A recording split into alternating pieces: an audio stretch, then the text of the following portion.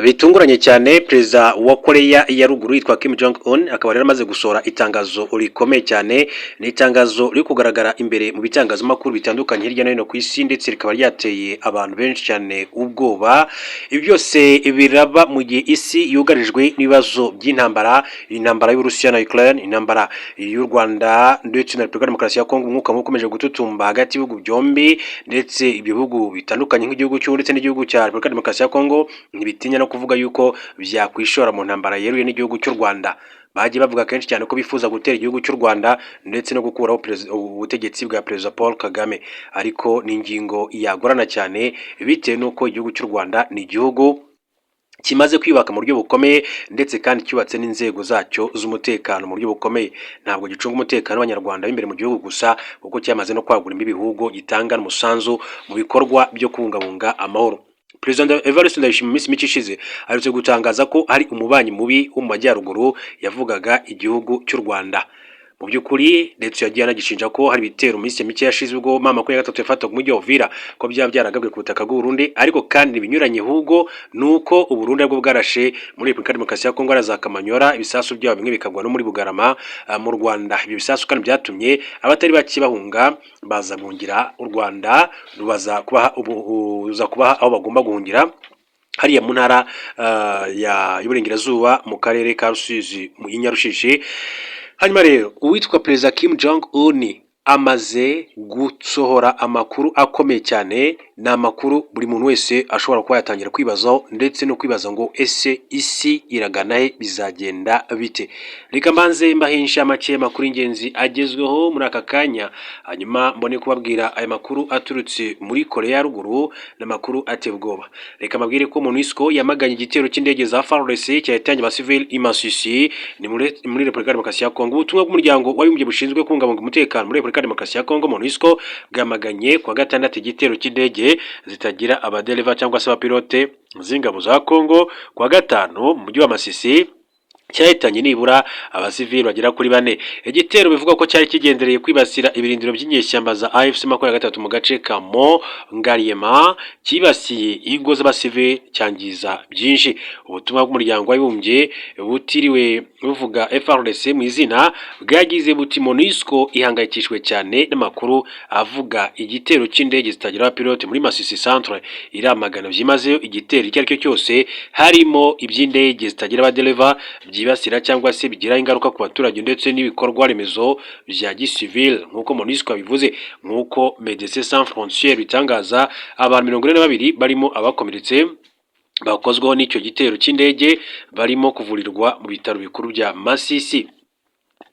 MONUSCO irahamagarira impande zose kubahiriza byimazeyo ihagarikwa ry'imirwano ndetse amategeko mpuzamahanga arengera ikiremwamuntu no gushyira imbere ishyirwa mu bikorwa ry'amasezerano y'amahoro. Irasaba kandi ubugenzuzi bwigenga no kubazwa inshingano, nk'uko rero MONUSCO yakomeje kugenda ibigarukaho muri rusange. Hanyuma mbabwire ko Venezuela izayoborwa na Washington kugeza habonetse uzasimbura Nicolas Maduro. Ejo hazaza politiki ya Venezuela ntiharamenyekana nyuma y'igitero cya Amerika ku murwa mukuru Caracas mu gufata mpiri Perezida Nicolas Maduro mu rukera rwo kuwa gatandatu tariki ya 3 Mutarama 2026. Perezida wa Leta Zunze Ubumwe za Amerika Donald Trump avuga ko Venezuela izayoborwa na Washington kugeza igihe hazabera ihererekanya ry'ubutegetsi ritekanye. Urukiko rwo muri Venezuela rwari rwategetse witwa Perezida Delcy Rodriguez gufata umwanya wa perezida mu buryo bw'agateganyo. Rodriguez ariko yashimangiye ko Nicolas Maduro ariwe ukomeza kuba perezida wenyine w'igihugu cya Venezuela. Kuri wa mbere Nicolas Maduro ashobora kwitaba urukiko bwa mbere i Manhattan kubera ibyaha bitandukanye ashinjwa birimo ndetse n'ibiyobyabwenge. Akanama k'umuryango w'abibumbye gashinzwe umutekano karateganya guhura kuri wa mbere tariki ya 5 Mutarama kugira ngo baganire kuri iki kibazo gikomeye cyane. Hagati aho hirya no hino ku isi bakomeje kandi kwamagana imyitwarire n'ibikorwa bya Leta Zunze Ubumwe za Amerika mu ifatwa rya perezida w'ikindi gihugu Nicolas Maduro. Mbabwire ko guverinoma y'u Rwanda yatangaje ko abo igisirikare cya Repubulika ya Demokarasi ya Kongo cyerekanye kibita abasirikare ba RDF cyafashe atari bo, igaragaza ko ibyakozwe ari ikinamico mu buryo bukomeye. Kuri wa gatandatu nibwo FARDC yeretse itangazamakuru abantu bise abarwanyi b'abanyamahanga bafatiwe mu bikorwa bya FARDC. Mu bo yerekanye ivuga ko barimo abasirikare barindwi b'u Rwanda, barimo uw'ipeti rya major n'uw'ipeti rya capitaine ndetse n'abasivili mu bihugu byo mu karere. Hanyuma kandi FARDC ivuga ko ifatwa ry'abarwanyi ari igihamya simusiga ku ruhare rutaziguye rw'ingabo z'amahanga iruhande rw'imitwe yitwaje intwaro y'iterabwoba ikorera ku butaka bwa Repubulika ya Demokarasi ya Kongo. Ikaze kuri aya makuru ku buryo burambuye, mere kuri iyi nkuru ivugwa muri Korea ya Ruguru. Amakuru aturuka muri Korea ya Ruguru atangiye kandi avuga ko itangiye umwaka ikanga abaturanyi ndetse n'ibisasu bya balistike. Kuri iki cyumweru Korea ya Ruguru yarashe misile nyinshi cyane za balistike iyerekeza ku nyanja iri ku nkombe z'uburasirazuba nk'uko igisirikare cya Korea y'Epfo kibitangaza. Uku kurasa misile kwa Korea ya Ruguru n'ukwa mbere mu mezi abiri kandi n'ukwa mbere kuva umwaka mushya utangiye 2026. Igerageza ry'ibisasu riheruka ryabaye habura amasaha make ngo perezida wa Korea y'Epfo witwa Lee Jae-myung akorere uruzinduko mu Bushinwa, aho yagombaga kandi kwitabira inama. Abayobozi b'ingabo za Korea y'Epfo bavuze ko ibisasu byinshi cyane bya misile zo mu bwoko bwa balistike zagaragaye ziva mu murwa mukuru wa Korea ya Ruguru ahagana mu masaa 1:50 za mu gitondo. Izo misile zarashwe zerekeza ku nyanja y'Iburasirazuba izwi kandi ku izina ry'inyanja y'Ubuyapani nk'uko bitangazwa na radio y'Abadage Deutsche Welle. Seoul yavuze ko misile zagenze ibirometero 900 cyangwa se 530 miles, kandi ko Korea y'Epfo n'abayobozi b'Amerika bakurikiranira hafi iraswa ry'izo misile za balistike. Ubuyapani bwo bwavuze ko ingabo zabwo zabonye misile zo mu bwoko bwa balistike. Minisitiri w'ingabo Shinjiro Koizumi avuga ko nibura biboneye ibisasu bibiri bya misile byarashwe na Korea ya Ruguru. Akaba rero mu minsi mike ishize uwitwa Perezida Kim Jong Un arize gushyira hanze itangazo rivuga yuko asaba inzego bireba zose ko zikwiye kongera gushyira imbaraga mu gukora ibisasu bya nucleaire. Nibisasu bishobora kuba byagira ingaruka zikomeye cyane mu gihe cyacyo cyose byaraswa, bikaba byagira ingaruka ku butegetsi ku bihugu bitandukanye hirya no hino ku isi nk'uko byakomeje kugenda bigarukwa ho mu bihe bitandukanye. Reka rero dukomeze n'andi makuru atandukanye akomeje kugenda avugwa. Ngarutse kuri ya nkuru yavugaga yuko ku munsi w'ejo FARDC yavugaga ko ifatwa ry'abarwanyi ngo ari gihamya simusiga ku ruhare rutaziguye rw'ingabo z'amahanga iruhande rw'imitwe yitwaje intwaro y'iterabwoba bikorera ku butaka bwa Kongo Kinshasa. Yunzemo ko kuba barafatiwe ku butaka bwa Kongo Kinshasa nanone bishimangira ko yashojwe kuri Repubulika ya Demokarasi ya Kongo atari amakimbirane yoroheje imbere mu gihugu, ko ahubwo ari igitero cyateguwe kiganashyigikirwa hanze hicwa mu buryo bukomeye cyane amategeko mpuzamahanga. Minisitiri w'ububanyi n'amahanga Ambasaderi Olivier Nduhungirehe abinyujije ku rubuga rwa X yavuze ko nta musirikare n'umwe w'u Rwanda wigeze ufatwa n'ingabo za Kongo Kinshasa. Ariko kandi akaba yagize ati ikinyoma cya leta koko nta mipaka kigira i Kinshasa. Nta musirikare n'umwe wo mu ngabo z'u Rwanda RDF wafatiwe muri yombi muri Kongo cyangwa se yerwe itangazamakuru mu iki gitondo. Ibi ni ikinamico ribi cyane ku buryo n'abaryanditse ubwabo bataryemera. Minisitiri Olivier Nduhungirehe yasobanuye ko umwe mu biswe abasirikare ba RDF weretswe itangazamakuru kuri wa gatandatu ari uwo Kinshasa yise Ndayambaje Aboba imyaka kwa 16 Gashyantare 2024, uwari umuvugizi wa FARDC muri Kivu y'Amajyaruguru Lieutenant Colonel Guillaume Njike Kayiko yerekanye amugaragaza nk'umusirikare wa RDF ukomoka ahantu hitwa Kayonza. Yavuze kandi ko Colonel Njike nabwo yaribagiwe ko uwo musore yari yarigeze kugaragazwa hagati muri Mutarama 2024 yambaye imyenda isanzwe yanduye cyane kandi ibirenge bye bigaragara ko bitigeze na rimwe kwambara inkweto za gisirikare mu buzima bwe bwose. Olivier Nduhungirehe yavuze ko Kinshasa yahimbye kiriya kinyoma mu rwego rwo gutuma abantu bibagirwa ibara riheruka gukorwa na General Major Sylvain Ekenge, gusa ayigenenga ko ibyo yakoze yabikoranye ubunyamwuga buke cyane. Bene makuru akomeje kugenda avugwa. Reka mbabwire ko uyu mwaka wa 2025 dusojwe ibyagiye bivugwa cyane harimo yicwa rya General Chirumwami ndetse n'ifatwa rya Goma. Reka twibukiranye zimwe muri operation Karabutaka za mama 23 muri 2025. Umwaka twasoje wa 25 waranzwe n'imirwano Karabutaka hagati y'inyeshyamba zo mutwe wa mama 23 n'ihuro ry'ingabo zirwana ku ruhande rwa Repubulika ya Demokarasi ya Kongo, isiga inyeshyamba zigarura ibice byinshi cyane nyuma yo kubyirukanamo ingabo za leta ya Kinshasa nk'uko twagiye tunabibagezaho mu bitandukanye. uko kandi twagiye tubagezaho amakuru yacu yatambutse mu bihe bitandukanye. Ni umwaka waranzwe n'imirwano ikomeye cyane ku mpande zombi. 2025 itangira mu 2023 n'ingabo za leta ya Kinshasa bari bamaze kandi imyaka igera kuri 3 mirwano, ariko umwaka twasoje izo nyeshyamba zigaruriye igice gifite ubuso bwikubye inshuro zirenga 5 ugereranyije nubwo aho zagenzuraga mu myaka 3 yari yabanje. Muri uwo mwaka kandi by'umwihariko nibwo inyeshyamba ziyobowe na General Sultan Makenga zarenze imbibi z'intara muri Kivu y'Amajyaruguru zinjira muri Kivu y'Amajyepfo. Bavuye mu mujyi wa Goma baragenda bafata ndetse na Bukavu yo muri Kivu y'Amajyepfo.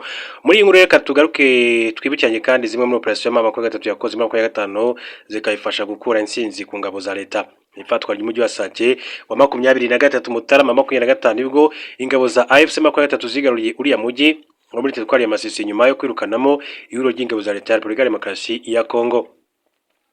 Urugamba rwo gufata Sake ruri muri operation zagoye cyane mama kwa gatatu, dore ko yafashe uyu mujyi nyuma y'igihe kigera ku mwaka yari maze irwanira n'ingabo za Kinshasa mu misozi iwukikije. Sake yafashwe nyuma y'uko ingabo za leta zarimo FARDC, FDLR, Wazalendo, ingabo z'u Burundi, iza MONUSCO, iza SADC n'abacansho b'abazungu bari bamaze kunanirwa kandi bagahitamo guhunga bajya kurinda umujyi wa Goma warusumbirijwe cyane.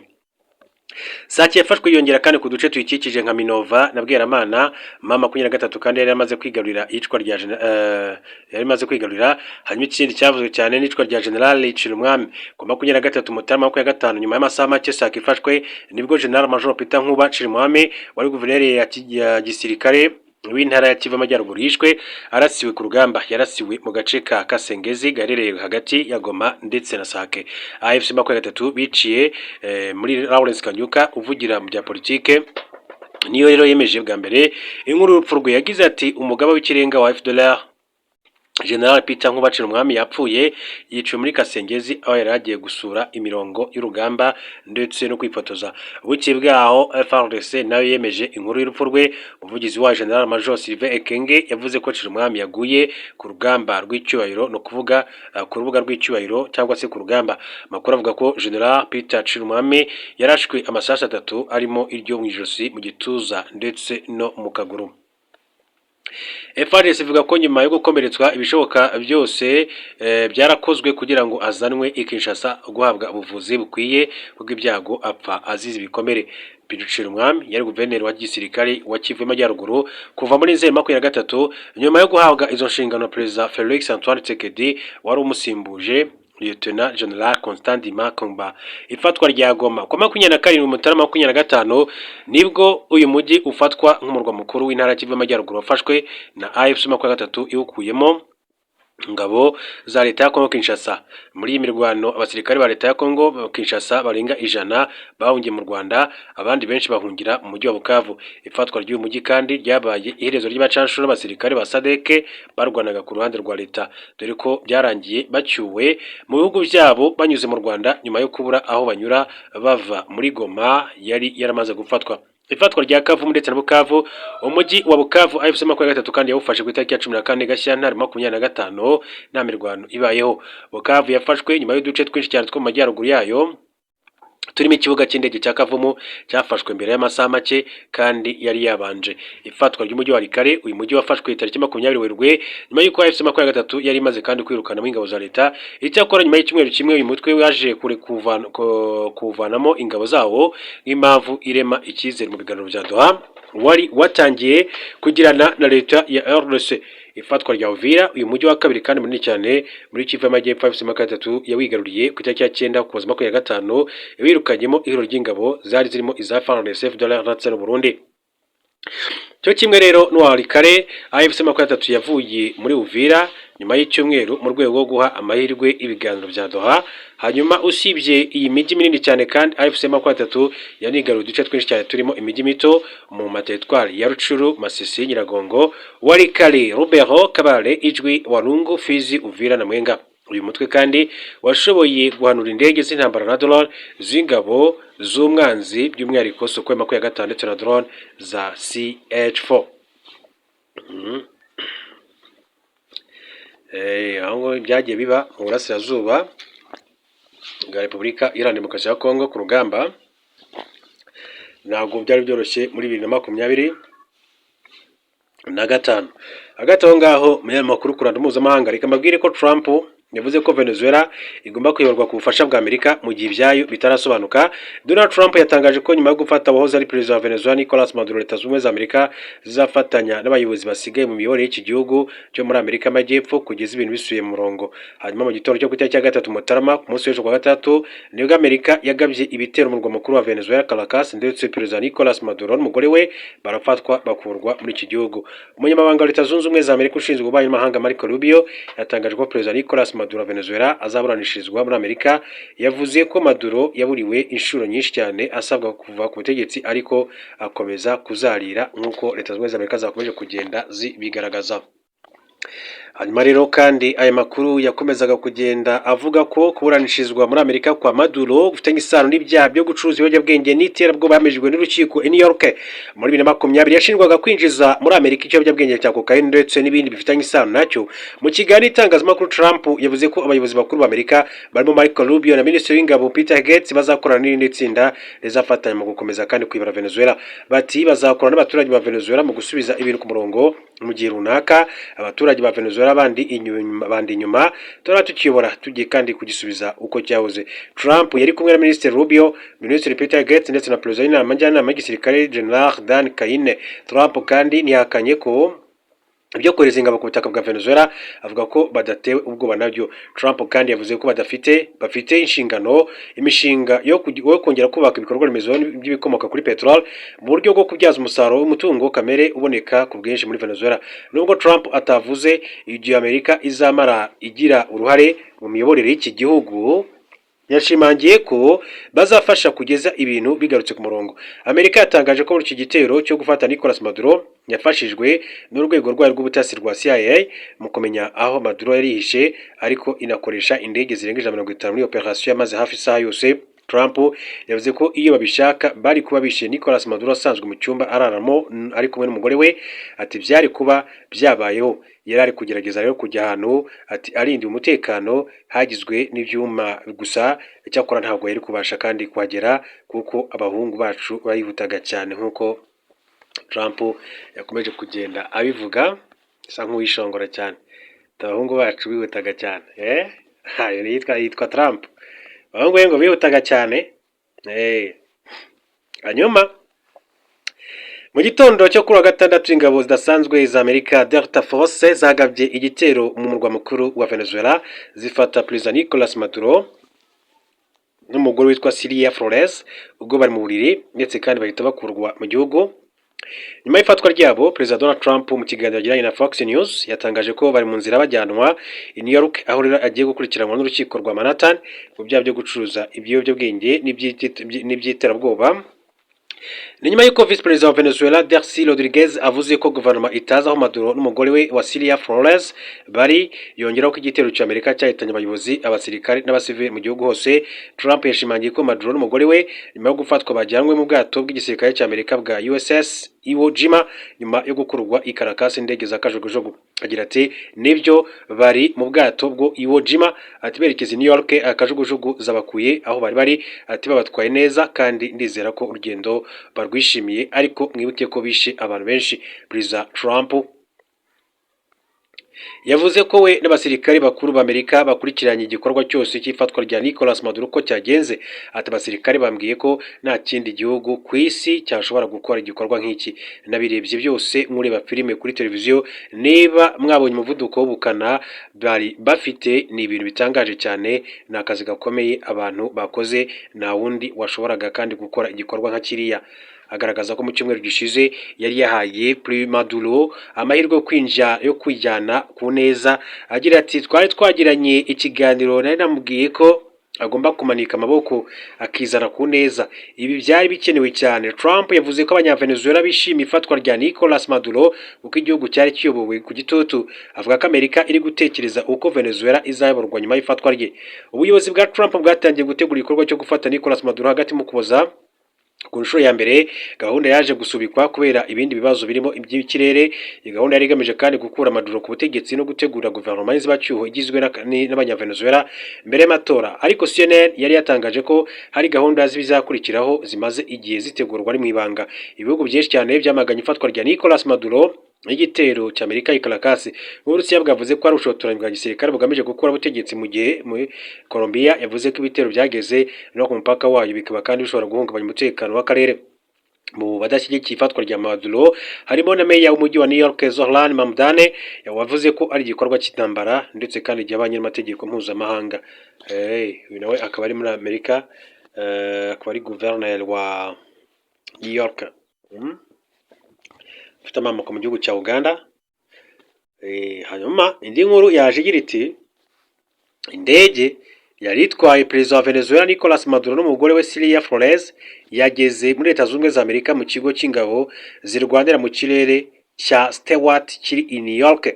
Maduro yabonywe yambaye imyambaro ya grey na furari arinzwe n'abasirikare benshi cyane bambaye imyambaro yirabura mu gitondo cyo ku itariki ya gatatu, kamakuru bivuga Mutarama wa 2025 nibwo Amerika yagabye ibitero mu mukuru wa Venezuela Caracas, ndetse perezida Nicolas Maduro n'umugore we barafatwa bajyanwa muri Amerika. Maduro ashinjwa kwinjiza muri Amerika ikiyobyabwenge cya cocaine ndetse n'ibindi bifitanye isano nacyo. We n'umugore we bajyanwa i New York aho bagiye gukurikiranwa n'urukiko rwa Manhattan ku byaha byo gucuruza ibiyobyabwenge ndetse n'iby'iterabwoba. Maduro yafashwe n'abasirikare b'Amerika babarizwa mu mutwe udasanzwe uherezwa aho rukomeye Delta Force, aho abo muri uyu mutwe bamusanze mu cyumba bararamo mu gitero cyifashishijwe indege zigera ku 150. Ifatwa rya Nicolas Maduro yavuzweho n'abantu batandukanye. Minisitiri w'intebe w'Ubwongereza Keir Starmer yavuze ko bazakomeza kandi kuganira Amerika ku bijyanye n'ahazaza Venezuela mu miyoborere y'imakaza demokarasi.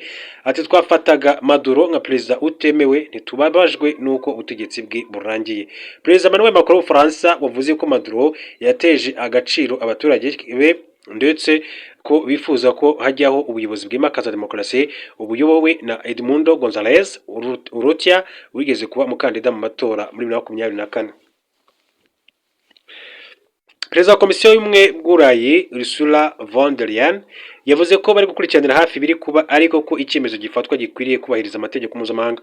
Perezida wa Brazil Lula da Silva we yavuze ko Amerika yakoze amarorerwa ndetse ko yarengereye ibintu bidakwiriye kwihanganirwa. Perezida wa Cuba Miguel Diaz-Canel yavuze ko ibyakozwe na Amerika bigize icyaha. Mugenzi wa Mexique Claudia Sheinbaum nawe yamaganye iki gitero, mu gihe perezida wa Argentine Javier Milei we yavuze ko bakiriye neza iki gikorwa. Ati ubwigenge buratsinze, harakabaho ubwigenge. Minisitiri w'Ububanyi n'Amahanga y'Ubushinwa yavuze ko bashenguwe cyane ibyo Amerika yakoze ndetse bamaganye ikoreshwa ry'ingufu z'umurengera mu kwibasira ubusugire bw'ikindi gihugu. Minisitiri w'Intebe wa Israel Benjamin Netanyahu we yagize ati komerezaho Perezida Trump, ubuyobozi bwawe burashishikamye buhora kandi bushishikajwe n'ubwigenge n'ubutabera. Nkuriye ingofero icyemezo cyawe n'abasirikare bawe b'abanyamwuga. Meya umujyi wa New York wa New York yavuze ko Maduro azaburanishirizwamo. Zohran Mamdani yamaganye ibyakozwe na Amerika avuga ko ari ukutubahiriza amategeko mpuzamahanga. Yavuze ko mbere y'uko iki gitero kigabwa yamagaye Trump ashaka kumugaragariza ko amatemeranya n'ibyo gufata Nicolas Maduro n'umugore we. Ati namagaye perezida ndamuganiriza kugira ngo mubwire ko nashyigikiye iki gikorwa, nasobanuye ko nashyigikiye ko bigamije kandi guhindura ubutegetsi kandi binyuranyije amategeko ya Leta Zunze Ubumwe za Amerika n'amategeko mpuzamahanga. Ubu ni Mamdani Zohran.